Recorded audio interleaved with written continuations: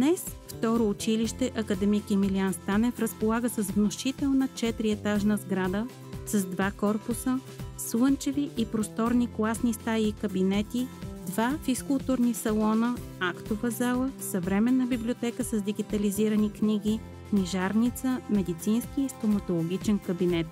В училищния двор е издигнат и паметник на патрона на училището – Академик Емилиан Станев.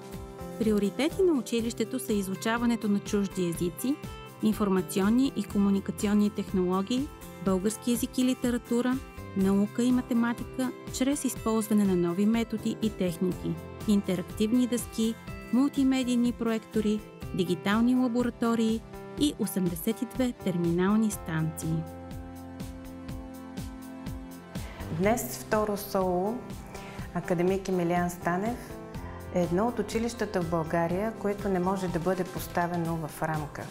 Така, както не може да бъде поставено творчеството на нашия патрон Академик Емилиан Станев. Гордеем се с нашата материална база, която е модерна.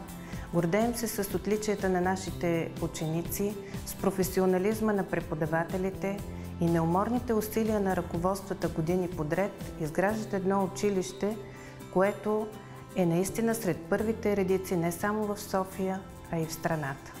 Гордеем се и с участието ни в многобройни национални и 6 международни проекти с партньори от Великобритания, Португалия, Финландия, Малта, Гърция, Полша, Естония, Кипър, Румъния, Литва и Гана.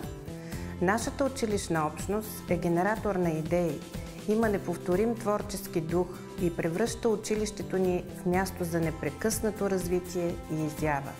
Не са случайни девизите на поколения наред. Учим се днес, за да успеем утре. И, разбира се, интересният ни девиз като второ няма второ.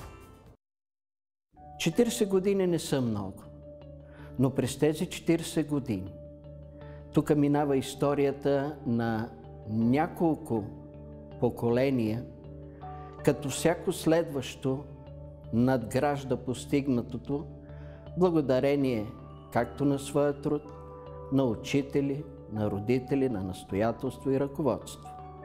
Особено забележими са промените във връзка с високите технологии и никак не е случайен факта, че поредната революция, която по принцип, тук ще се обърна към историята, съвпада с втория мандат на Рейган, е революцията на високите технологии и информационното общество, разшири рязко кръгозора на нашите ученици, които даде възможност на учителите да използват допълнителните им познания, интереси, за да може като цяло резултатите са на по-високо ниво.